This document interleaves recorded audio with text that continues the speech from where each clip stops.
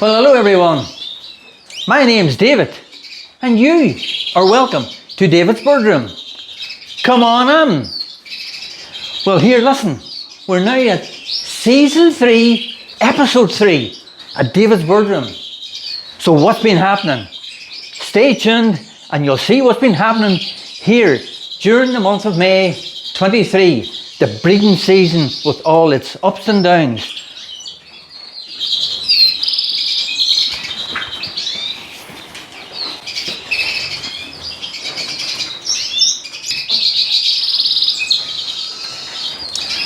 Well, I am pleased to say there's probably been more ups than there has been downs. Things have been going reasonably well on the scale of things for breeding seasons. Because normally, the beginning of the season, you're full of anticipation.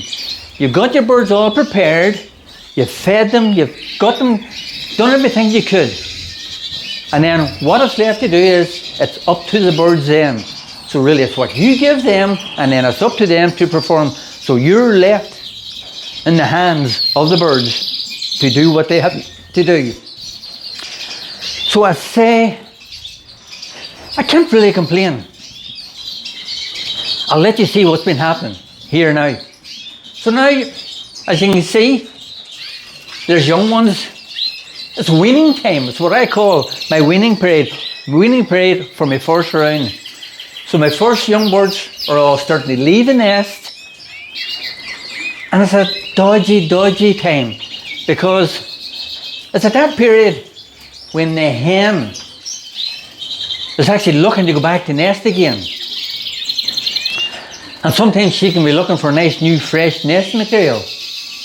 And that nice new fresh nest material can be found in those little young birds that are around about the cage, and she can start plucking the lovely soft downy feathers from them to line her nest with. So do make sure you give your hens plenty of nice fresh nest material so they don't pluck their young birds. But anyway, you can see here in some of the videos that I have a few of my young birds that are all out now, looking healthy and fit and clean. Hens have gone down back to nest again, and cockbirds are starting to look after the young birds. So here we have redpoll pair number 1 in Davidsbirdroom. We have a brown cobalt cock with a brown hen, and she has 2 young ones that has just jumped the nest. She is busy building again, ready to go down for a second nest.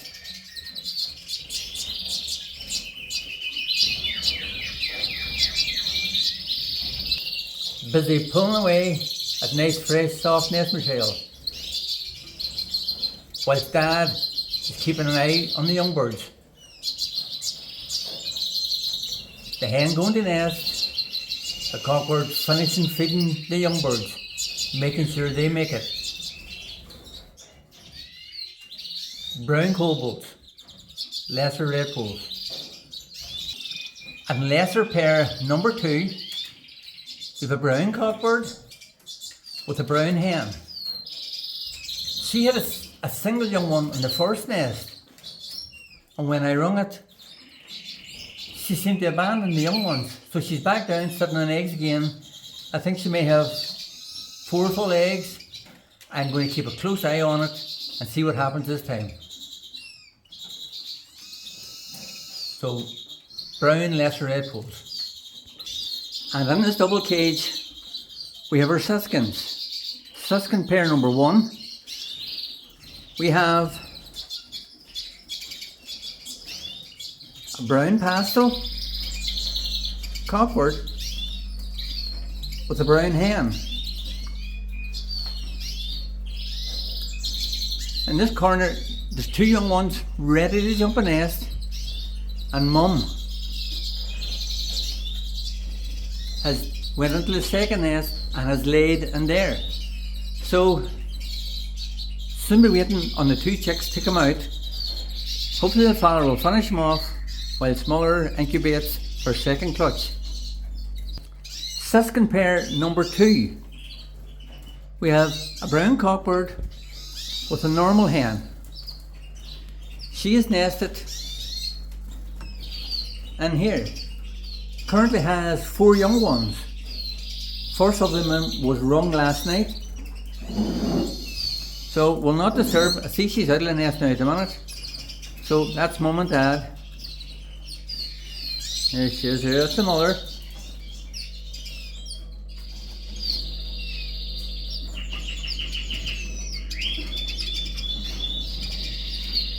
And the cockbird is a brown. So far, doing well. So Siskin hen number 3 has took a turn for the worst and has sort of gone off condition. I can't see her sort of making it through this breeding season to rear or have any young. I just hope I can still keep her alive. And Siskin hen number 4 is a normal yellow hen. She is 2 young up in the corner and all doing well. So far, most of all the natives inside are doing well. There's either eggs, chicks, they're doing something. So we'll see how they progress. Not be long till we get the first of them all out and getting them weaned, and that'll be the next stage. I'll let you see what's happening within the next week or so. Same goes to my native birds here in the indoor here in Davidsbirdroom. My lesser redpolls, there's 2 pair of brown redpolls, a pair of brown kobolds and a pair of browns, and then there's 4 Siskin hens. As you can see, one of the Siskin hens has gone a bit soft on me and I just can't see her breeding for me this year. But we'll see how it goes. The other 3 hens currently now at the end of May have young ones in the nest. One has 2 young ones that are ready to leave the nest. The other 2 hens have got young ones in the nest that are just rung. So fingers crossed I will be able to get myself a few different young Siskins from different pairs to move forward with in the next generations of keeping my Siskins. So I'm mainly sort of working towards colour mutation. So I've got browns and I've got some nice yellow ground normals. So it'll give me something to work on. So here you can see a few of the Siskin pairs.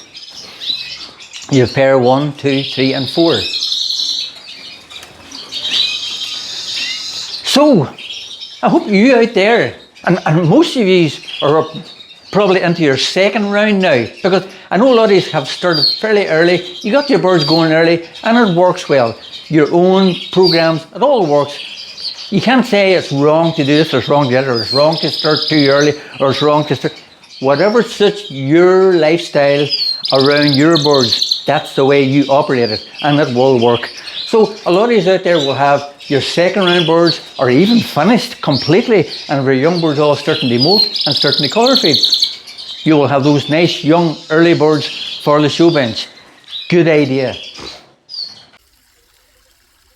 29th of May and the sun is shining here. Davidsbirdroom outdoor aviary.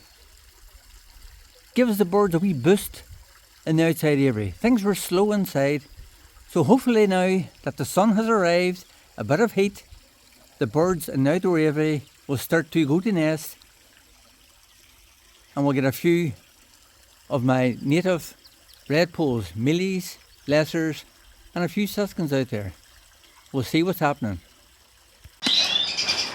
Outside in the outdoor aviaries, I'll let you see here now, things are a lot slower in the outdoor aviary during May. It's probably the weather's been a bit up and down and cold. It's only now, actually we're now in the 29th of May, and probably one of the brightest, warmest days we've had in a long time. So things are probably starting to kick in outside. Currently I only have the 1 young bird that's on the outside aviary, which is a young Siskin, and that has fledged and that is doing really well. The hen is back down in eggs again. the lesser redpolls and mealy redpolls, well, they messed about, they built nests, they laid eggs, they were blank eggs, they didn't feed, it just didn't work during May. All my lessers, that's the way it goes. So, not a big lot to report in the outdoor aviary for the month of May, but hopefully June will be more productive. I'll get you back at the end of June to let you see what's been happening here at the outdoor aviaries in Davidsbirdroom. I think they're starting to settle down a wee bit now, so you can see here inside the aviary some of the birds that I have. So there's normals, mealies, there's normal lessers, there's a few colour mutations. So hopefully June will bring a wee bit of heat and it'll kick the birds outside into a way of going. I'll let you all see end of June what's been happening in the outdoor aviary. Not a lot to report outside, but plenty happening here indoors in Davidsbirdroom. I'll tell you what else I've done during May. It was really interesting. The Craigavon, I have to get this right, the Craigavon budgerigard, zebra finch and fawn finch bird society. Hope I got that right. Are you listening, Stephen? They invited me to come along to their club meeting and do a talk on my birds. So on the day I gathered up a few of my birds. I took some of my canaries and some of my native finches. So I took birds to compare that the men could see, because these were all, the men that were there were all foreign finch men, budgie men. There was a Java sparrow man, there was a budgie man, there was a fella that kept large parrots, there's another fella that keeps a sort of variety of different finches. So none of them really have any experience as such as keeping canaries, and I think they found it interesting learning and knowing about how I operate and what to do with a colour canary. That a red canary is not just this little red bird, how you get to that red bird. So on the day, thank you again for inviting me along. Had a really, really enjoyable evening, and hope the lads there did too. So I'll show you this wee clip of me leaving and a wee clip of the birds that I took along that evening. So I've been asked by the Craigavon Budgie and Fawn Bird Society to go along this evening and do a wee talk on David McCool's Davidsbirdroom, what I keep and how I keep. So I'm on my way now, and I'll see you there when I get there. So here we'll have a quick look, a better look at the birds that were on display at the Craigavon Budgerigard, Zebra Finch and Fawn Bird Society. These birds I brought along with me to let the members on the night see and compare some of my birds. So here we have the non-intensive red and the intensive feathered bird, the intensive red variegated. The bottom two birds is the two Isabels that were brought along on the night. The intensive feathered bird, intensive red Isabel, and the other feather type, the non-intensive red Isabel. The other canary that was brought along was the non-intensive red agate.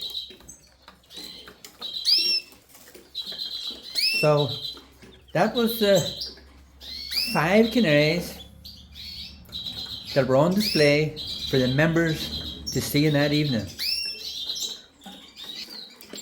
I also had with me a few of my native birds. So here for the lads to see was a brown cobalt lesser redpoll. So on the night that was brought on to compare to the native colour, the normal lesser redpoll. This has let the fellas see just the difference in the colour mutation from the wild bird. Down at the bottom, to let the lads see, I brought a couple of mules, a couple of miniature mules. Here we have the miniature goldfinch mule. This is a variegated bird. And the bird beside it, as you set up, is a sister mule. As I was saying all night, you must see the both parentage in the birds. You must be able to see and identify the siskin and the canary in the one bird, and you must be able to see and identify the goldfinch and the canary in the one bird to have a good exhibition mule. These are miniature mules. So this is the 4 birds that I took with me on the night. The birds I took along that evening was comparison, just to let the fellas see the different feather types, the intensives, the non-intensives. And I took along with me a colour mutation redpoll and a normal redpoll to let them see the difference in colour from the normal colour to mutation. So I thought to myself, I'll go along and we'll have a chat about it. But once you get talking, there was no stopping me. At the very end of the night, I seen a hand come up and the fellow goes, "Sorry David, we have to go now." I could have talked all night. Really good. The fellas there were really attentive, asked a lot of very interesting questions, and thankfully I was able to answer them back and keep the things all interesting. So Craigavon Bird Club, thank you very much for your invite, and I hope you all enjoyed it. What else has been happening in May? May is beautiful time here outdoors, the garden, everything.